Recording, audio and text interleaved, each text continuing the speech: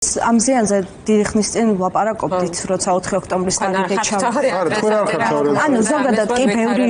პოლიტიკური პარტია ამაზე საუბრობდა და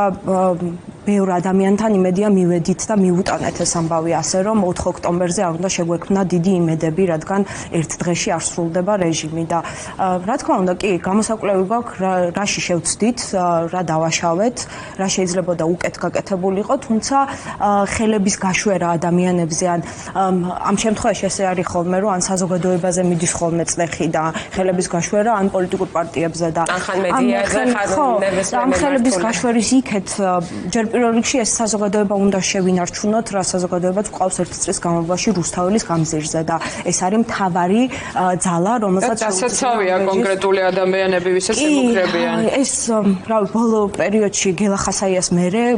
ალბათ ყველას აქვს იმის განცდა, რომ ნებისმიერ რამეზე არ არის აუცილებელი რუსთაველზე იდგე და რუსთაველზე აპროტესტებს და შეიძლება შუა ქუჩაში ვიღაცას არ მოეწონო და ან რაღაც სტატუსი გქონდეს დაწერილი და ამის გამოც კი შეიძლება დაგიჭირონ და ხო გელა ხასაიას მერე უფრო გაგვიმცაფრდა ეს რომ ახლა ველით რომ შეიძლება ძალიან ბევრი ადამიანი ასე უბრალოდ მოხიკონ ქუჩებიდან და დაიჭირონ და ერთმანეთი გვყავს დასაცავი, რაც ყველაზე მთავარია და ერთმანეთისთვის გვაქვს ის გამძლეობა მისაცემი, რასაც ერთი წლის განმავლობაში ერთმანეთს ვაძლევდით. მხოლოდ ამით შევძლებთ რომ გავაგრძელოთ, იმიტომ რომ ძალიან რთულია დღევანდელი დღე 5 ოქტომბერი, ძალიან რთული დღე გაგვithენდა საქართველოს მოქალაქეებს და ეს ერთად უნდა გადავლახოთ, მათ შორის დღეს რუსთაველზე გამოსვლით. დღეს ძალიან მნიშვნელოვანია რომ 5 ოქტომბერს 8 საათზე ვიკრიბებით რუსთაველზე და დღესაც რომ ბევრი ადამიანი ვიყოთ, ძალიან მნიშვნელოვანია ამ პროცესისთვის. და მომავალშიც რა გზითაც ვიყავით, რა გზითაც ბრძოლობდით, იმ გზას უნდა დავუბრუნდეთ და გავაგრძელოთ ამ გზით ბრძოლა, როგორც ქვეყნის შიგნით, ისე ქვეყნის გარეთ. აქამდე თუ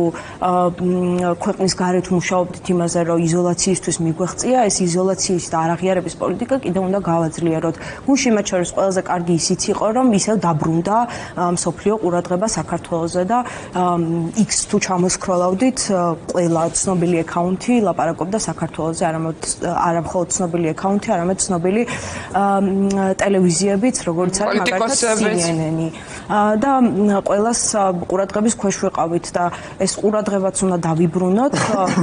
რაც გუშინდელმა დღემ შეძლო, რომ გუშინ არც ერთი მსოფლიოში, არც ერთი პოლიტიკური ორგანიზაცია იქნებოდა ეს თუ ქვეყნის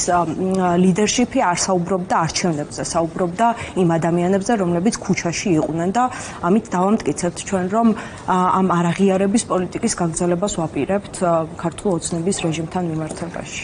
კი ბატონო